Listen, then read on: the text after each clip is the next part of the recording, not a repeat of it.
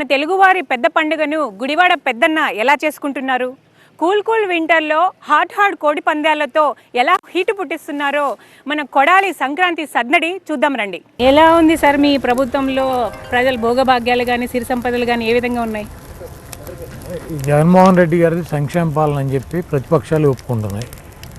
సంక్షేమ కార్యక్రమాల ద్వారా ప్రతి ఇంటికి ఆర్థికంగా వాళ్ళ పిల్లల చదువులకు కావచ్చు, లేకపోతే వాళ్ళ ఆర్థిక అవసరాలకు కావాల్సినటువంటి డబ్బుని ప్రతి నెల కూడా ఎంతో కొంత పేద కుటుంబాలకు ఇస్తున్నారు. డెఫినెట్గా పేద కుటుంబాలన్నీ కూడా ఆర్థికంగా బాగున్నారు. అదేవిధంగా రైతులకు కూడా మంచి వానలు పడటం, నీరు గిట్టుబాటు ధరలో కల్పించడం, ఇవన్నీ కూడా జగన్మోహన్ రెడ్డి గారి ప్రభుత్వంలో రైతులకు ఎప్పటికప్పుడు పంట దెబ్బతిన్న ఇన్పుట్ సబ్సిడీ కానీ, లేకపోతే ఇన్సూరెన్సులు కానీ, లేకపోతే ధాన్యం కొనుగోలు జరిగినప్పుడు ఎమ్మటే 2 రోజులు 3 రోజులు వాళ్ళకి డబ్బులు ఇవ్వటం కానీ, ఆర్బికేల ద్వారా వాళ్ళకి నాణ్యమైనటువంటి విత్తనాలు సరఫరా చేసి ఈ కార్యక్రమాలన్నీ కూడా చేస్తున్నారు. రైతులు కూడా బాగున్నారు.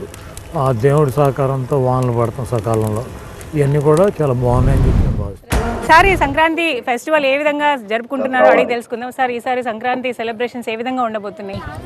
ఈ ప్రతి సంవత్సరం లాగానే ఉంటాయమ్మా. సంక్రాంతి అనేది రైతులకి, ఈ రాష్ట్ర ప్రజానికానికి అతిపెద్ద పండుగ. జనరల్గా గ్రామీణ ప్రాంతంలో రైతువారీగా జరిగేటువంటి పండుగ. ఈ పండగకి ప్రభుత్వాలు కూడా సెలవులు ఎక్కువ ఇస్తుంది. అదేవిధంగా ఎక్కడెక్కడ దూర ప్రాంతాల్లో ఉన్నటువంటి ప్రజానికం సొంత ఊళ్ళకి రావడం జరుగుతుంది. వినోదం కోసం ఎడ్ల పందాలు, కోడి పందాలు, ఇతర అనేక రకాలైనటువంటి కార్యక్రమాలు జరుగుతాయి. ప్రతి గ్రామంలోనూ ప్రతి టౌన్లోనూ కూడా అక్కడ ఉన్నటువంటి పరిస్థితులను బట్టి, అక్కడ ఉన్నటువంటి ఆచారాలను బట్టి జరుగుతూ ఉంటాయి. తప్పకుండా గుడివాడలో దాదాపు 15 సంవత్సరాల నుంచి సంక్రాంతి సంబరాలు అని చెప్పి NTR to YSR charitable trust అని చెప్పి ఆ ట్రస్ట్ మీద ఎడ్ల పందాలు, అదేవిధంగా కోడి పందాలు, ఇటువంటి అన్ని కార్యక్రమాలు చేస్తాం. ఈ సంవత్సరం కూడా అదే విధంగా జరుపుతాం. సార్, ప్రభుత్వం లేనప్పుడు ప్రభుత్వం ఉన్నప్పుడు డిఫరెన్స్ ఏమైనా ఉందా ఈ సెలబ్రేషన్స్లో?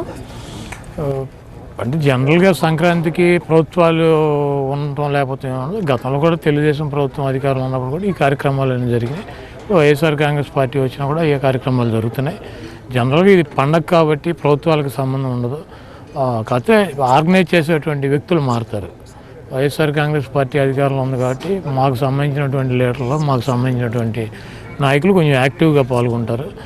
గతంలో తెలుగుదేశం ఉన్నప్పుడు వాళ్ళు పాల్గొనేవారు ఎక్కువ. మా గుడివాడ వరకు అయితే కనుక ఏ ప్రభుత్వం అధికారం ఉన్నా కూడా మేము ఈ కార్యక్రమాలు నిర్వహిస్తాం. సార్, మీకు కోడి పందాల్లో ఏ కోడిని చూస్తే ఎవరెవరు గుర్తుకొస్తారు? ఫస్ట్ ఒకసారి మనం కాకిని చూస్తే ఎవరు గుర్తుకొస్తారు? కాకిని చూసినా దేని చూసినా కోడే గుర్తొస్తుంది నాకు. రాజకీయ నాయకులు ఎవరు గుర్తుకొస్తారని అడుగుతున్నా. అలా ఏం కాదమ్మా. వీటిలో జాతులు కలర్స్ని బట్టి, వీటికి ఉన్నటువంటి రంగుని బట్టి పేర్లు చెప్తారు. అన్ని కోళ్ళు కూడా మంచి పర్ఫార్మెన్స్ ఉంటాయి. కాకపోతే వీటిలో ఉన్నటువంటి మేపి, వీటి సైజు, వీటిని పోషించే వాళ్ళని బట్టి వాటి సైజులు అవి ఉంటాయి. ఏదైనా కోడి పౌరుషంగా ఉంటుంది, ఫైట్ చేస్తుంది, చనిపోయేదాకా ఫైట్ చేస్తుంది. కాబట్టి అంటే కోడి లక్షణాలు ఎవరికి నా శత్రువులు లేవు. అంటే ఇది ఇప్పుడు వదిలితే రెండిట్లో ఒకటి కొట్టుకుని చచ్చిపోద్ది. ఇక్కడ మా ప్రత్యర్థులు చచ్చిపోయేవాడు ఉన్నాడు, అందరూ పారిపోయేవాళ్ళే కదా. కాబట్టి అసలు కోడిని వాళ్ళతో పోల్చడం ఈ కోడి జాతికి అవమానం. యాక్చువల్లీ కోడి పందాలు ఎందుకు ఫేమస్ సార్? ఇక్కడ ఎందుకు జరుగుతుంటాయి కోడి పందాలు? అంటే ఈ గ్రామీణ ప్రాంతంలో కోళ్ళు పెంచుకోవటం, పండగకి పందాలు వేసుకోవటం, ఇవన్నీ కూడా మాకు ముఖ్యంగా కృష్ణా జిల్లా కావచ్చు, ఇటు ఈస్ట్ గోదావరి, వెస్ట్ గోదావరి ఈ ప్రాంతంలో ఎక్కువ డెల్టా ప్రాంతం ఉంది. డెల్టా ప్రాంతంలో రైతులు ఎక్కువ. రైతులు ఎడ్లు, కోళ్ళు ఇవన్నీ కూడా వాళ్ళ ఇంట్లో పెంచుకునేటువంటి పక్షులు, జంతువులు. వీటితో వాళ్ళు పందాలు వేసుకోవడం ఎప్పుడో పురాతనంగా పాత సాంప్రదాయంగా వస్తారు. కానీ 1 year వెయిట్ చేస్తారు కదా ఇప్పుడు ఈ పందాల కోసం. ఎక్కడెక్కడి నుంచో కూడా వస్తారు జనాలు. అంటే జనరల్గా ఏంటంటే ఈ కోడి పందాలు అలవాటు ఉన్నవాళ్ళు, కోడి పందాలు వేసేవాళ్ళు దొంగతనంగా వేసుకుంటూ ఉంటారు. జనరల్గా అయితే కనుక గ్రామాల్లో ఇట్లా పండగప్పుడు అందరూ కూడా పాల్గొంటారు. దీంట్లో మెజారిటీ సభ్యులు ఈ పందాలు కోళ్ళు మేపేవాళ్ళు, కోడి పందాలు వేసేవాళ్ళు వీళ్ళు కొంతమంది ఉన్నారు. మా జిల్లాలో ఒక 7-8 మంది ఉంటారు. వాళ్ళు రెగ్యులర్గా వేస్తూనే ఉంటారు. మనం ఎన్ని రకాలుగా ఆప్తా ట్రై చేసినా దొంగతనం చేసుకుంటారు. కాకపోతే పండక్కి మ్యాక్సిమం రైతాంగం అంతా కూడా ఈ కోడి పందాలు ఇట్లా. సంక్రాంతి వచ్చిందంటే చాలా ఎక్కువగా గుడివాడలోనే పందాలు ఉంటాయి, అన్ని రకాల యాక్టివిటీస్ ఉంటాయి అంటారు. అంటే జనరల్గా ఏంటంటే నాకు ఎక్కువ ప్రత్యర్థులు ఉంటారు కాబట్టి ఏదోటి కోడిగుడ్డుకి ఏకలు పీకే నా కొడుకులు తెలుగుదేశం పార్టీలో 100కి 90 మంది ఉన్నారు. కాబట్టి ఇప్పుడు నేను కోడి పట్టుకున్నా కాబట్టి దీనికి ఏకలు పీకితే పర్లా, ఇది పుంజు, ఇది గుడ్డు పెట్టదు. దీనికి గుడ్డు పెట్టింది దాని ఏకలు పీకాలని ప్రయత్నం చేస్తూ ఉంటారు. ఇదంతా కూడా క్యాష్లో పెట్టామని, అది పెట్టామని, ఇది పెట్టామని రకరకాలుగా చెప్పి రాజకీయ లబ్ధి పొందాలని చెప్పి చూస్తారు. చంద్రబాబు నాయుడికి తెలుగుదేశం పార్టీ అధికారంలో ఉండగా కమలూరు కాన్స్టిట్యున్సీలో కానీ, కన్నవరం కాన్స్టిట్యున్సీలో కానీ అదే క్యాష్ని అదే టైపులో అన్ని చోట్ల అనేక చోట్ల పెట్టారు. అదేదో ఇక్కడేదో నేనేదో పెట్టినట్టు ఫస్ట్ టైం చంద్రబాబు నాయుడు ఏదో పెద్ద సచివులాగా ఒక నిర్ధారణ కమిటీ అని, అటు పిండగూడి కమిటీ అని దాన్ని ఏదో అల్లరి చేయాలని నా మీద చెప్తాకి ఏమి లేవు వాళ్ళ దగ్గర. అందుకని చెప్పి క్యాష్నే అని ఇట్లా మాడుతూ ఉంటారు. అవి పెద్ద పట్టించుకోవాల్సిన అవసరం. నా గుడి వాళ్ళు అయితే ఈ పొగడి బ్యాచ్ని ఎవడో పట్టించుకోరు. అంటే అది క్యాసినో నార్మల్ అంటారు సార్ అప్పుడు పెట్టింది? అది క్యాసినో కాదమ్మా, టెంట్ వేసి గుళ్ళ బోర్డు పెడుతుంది క్యాసినోనా. మీరు వెళ్ళారా గోవా? అది క్యాసినో చూసారా?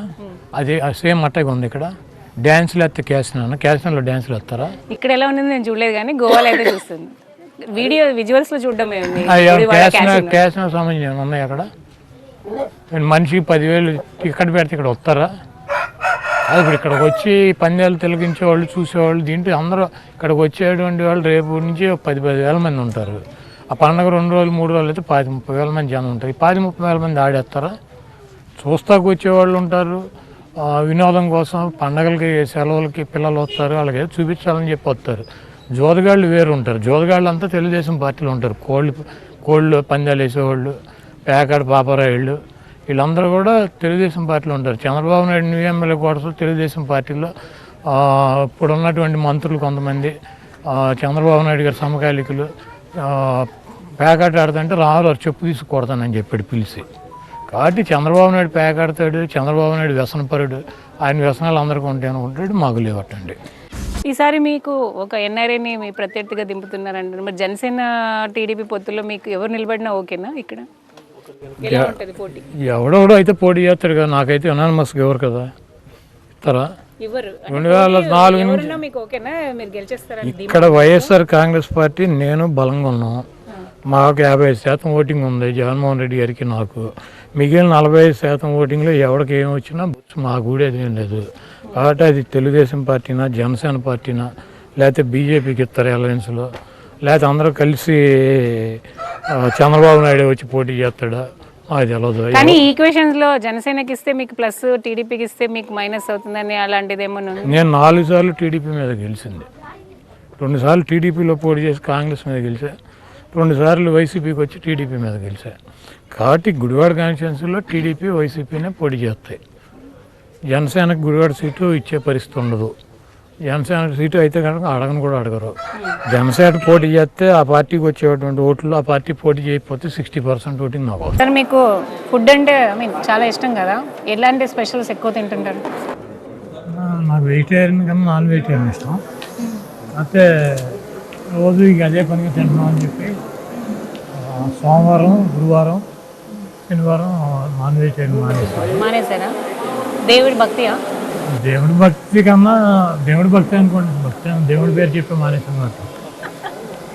అయినా మీకు ఇవన్నీ ఏంటి చేతికి? తాళ్ళు అంటే దిష్టి తగలకుండా కట్టుకున్నారా? అట్టేం కాదు, మామూలుగా జనరల్గా నేను గుళ్ళ కాటికి ఎక్కువ తిరుగుతూ ఉంటాను. గుడికి వెళ్ళినప్పుడు ఆ గుళ్ళో తాళ్ళు ఉంటాయి కదా, ఆ దేవుడి దగ్గర పెట్టి పూజారులు కడతారు. కాదు, నేను ఎప్పుడు చూసినా మీకు మెడలో ఉంటుంది, అక్కడే ఉంటుంది. మెడలో అంటే ఈ రుద్రాక్షలు ఈ మొదటి నుంచి చేస్తాను.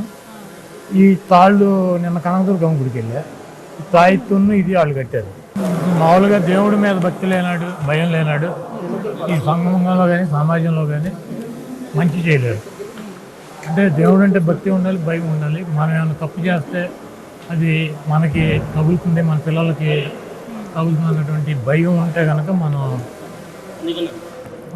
న్యాయంగా నీతిగా ఆలోచించగలుగుతాం అని చెప్పి నా భావన. గుడివాడలో మనం చూసుకుంటే డెవలప్మెంట్ విషయంలో చూస్తే సార్ మీరు చాలాసార్లు ఎమ్మెల్యేగా ఉన్నారు ఇక్కడ. సో డెవలప్మెంట్ పరంగా చెప్తే ఏం చెప్తారు? గుడివాడ 9,000 టిట్కో ఇల్లు కట్టాము, 7,000 మందికి ఇళ్ల పట్టాలు ఇచ్చి ఇల్లు కట్టించే కార్యక్రమం చేస్తున్నాము.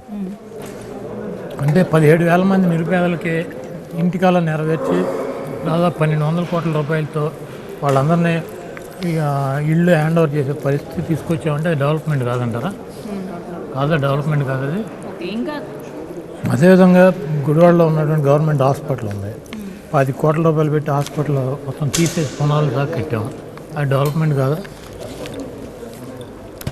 అలాగే గుడివాడ బస్ స్టాండ్ ఉంది, 23 కోట్లతో టెండర్ గ్యారేజ్ చేసిన బస్ స్టాండ్ పనుల నిర్మాణం జరుగుతున్నాయి. ఇప్పుడు బ్రిటిష్ వాళ్ళు ఉన్నప్పుడు కట్టింది, అది డెవలప్మెంట్ కాదా? మంచినీటి అవసరం కోసం మా రూరల్ మండలంలో 200 కోట్ల రూపాయలతో 110 ఎకరాలు ల్యాండ్ ఎక్వైర్ చేసి రోడ్లు వేయలేదని చాలా ఆరోపణలు ఎదుర్కొన్నారు. రోడ్లు కూడా మంత్రిగా ఉండి కూడా రోడ్లు వేయించుకోలేకపోయారు. ఇప్పుడు మా ప్రయారిటీలు మాకు ఉంటాయమ్మా. ఇప్పుడు సమస్యలన్నీ 5 ఏళ్లలో తీర్చేసి దీన్ని ఎంత అప్పటికప్పుడు అని చెప్పి అద్భుతం చేసేస్తానని నేనేం చెప్పలా. గుడివాడలో ఉన్నటువంటి నిర్వాహాల కోసం 12,000 కోట్ల రూపాయలు ఖర్చు పెట్టాడు మా ముఖ్యమంత్రి గారు. మంచినీటి అవసరాల కోసం 400 కోట్ల రూపాయలు ఖర్చు పెట్టాం. ఈ కాలనీలు ల్యాండ్ అక్విజిషన్, బారం ఫిల్లింగ్, రోడ్లు నిర్మాణం, వాటిలో ఉన్నటువంటి మౌలిక వసతులు కల్పించడానికి ఇవన్నీ, అదేవిధంగా ఇప్పుడు ఫ్లైఓవర్ పనుల నిర్మాణం జరుగుతున్నాయి. మీరు చూసుంటారు కదా, చంద్రబాబు నాయుడు గారు చక్రం తిప్పే బొంగరం తిప్పానంటాడు. ఆయన పార్టీ ఎంపీలు ఉన్నారు, ఎందుకు ఫ్లైఓవర్ ల్యాండ్లో పోయాడు? 320 కోట్ల రూపాయలు పెట్టి ఫ్లైఓవర్ పనుల నిర్మాణం జరుగుతున్నాయి. ఇవన్నీ 2,000 కోట్ల రూపాయలు తీసుకొచ్చినప్పుడు ఇంకొక 500-600 కోట్ల రూపాయలు వస్తాయి, కానీ రోడ్ల నిర్మాణం అవన్నీ అవ్వవు. టీడీపీ ప్రభుత్వం చేసిన డెవలప్మెంట్కి మీ ప్రభుత్వం చేసిన డెవలప్మెంట్కి తేడా ఏంటంటే ఏం చెప్తారు? టీడీపీ ఉన్న మాటలకు పరిమితం, చెప్పినటువంటి ఏ వాగ్దానాన్ని అమలు చేయనటువంటి పార్టీ తెలుగుదేశం పార్టీ. ఇచ్చినటువంటి ప్రతి మాటను అమలు చేసేటువంటి వ్యక్తి జగన్మోహన్ రెడ్డి గారు. షిప్పింగ్ హార్బర్లు కావచ్చు, హౌసింగ్ కావచ్చు, మెడికల్ కాలేజీలు 17 మెడికల్ కాలేజీలు కావచ్చు, వెనకే కర్రీవో ఉద్దిపోయినాం. మెడికల్ కాలేజీలు కావచ్చు, అదేవిధంగా ఇక్కడ ఉన్నటువంటి హైవే, ఇప్పుడు పామర్ నుంచి గుడివాడ 4-వే తీసుకొచ్చాం, 4-వే చేస్తున్నారు. అంటే విజయవాడకి ఫ్లైఓవర్లు వేసాం, బైపాస్ రోడ్డు నిర్మాణం జరుగుతుంది. ఇవన్నీ కూడా జగన్మోహన్ రెడ్డి గారు అడగకుండా చంద్రబాబు ఎందుకు క్యాన్సిల్ ఆ పార్టీతో బీజేపీతో కలిసి ఉండి, బీజేపీతో కలిసి 4 సంవత్సరాలు పనిచేశారు కదా, ఈ జిల్లాకి ఇవన్నీ ఎందుకు చేయలేకపోయాను? రాజధాని గురించి అడిగితే ఏం చెప్తారు సార్? వైజాగ్ అని చెప్తాం, కానీ వెళ్ళలేగా. సీఎం వెళ్తా వెళ్తా వెళ్తా అన్నారు, కానీ ఇప్పటి వరకు వెళ్ళలే. ఇంక ఎలక్షన్ ముందు ఇంకా వెళ్ళే ఆలోచన కూడా లేనట్టుంది. చంద్రబాబు నాయుడు ఎటువంటి వ్యక్తో, ఆయన అమరావతిలో భూములు కొనుక్కున్నాడు, ఆయన బెనామీలు కొనుక్కున్నాడు. ఇక్కడి నుంచి అమరావతి వెళ్తే ఇబ్బంది, ఆయనకి ఆర్థికంగా నష్టపోతాడని తెలుసు. కోర్టులకు వెళ్ళి సుప్రీంకోర్టు దాకా వెళ్ళి జగన్మోహన్ రెడ్డి వెళ్ళి వైజాగ్ వెళ్తాకి వెళ్ళలేదని చెప్పి కోర్టులో ఆర్డర్లు తీసుకొస్తున్నాడు. కాబట్టి ఇవన్నీ కూడా క్లియర్ అవుతే డెఫినెట్గా వైజాగ్ రాజధాని. నెక్స్ట్ మీ టర్మ్లో వస్తే మాత్రం వైజాగ్ రాజధాని అంటారు. 100% వైజాగ్ రాజధాని.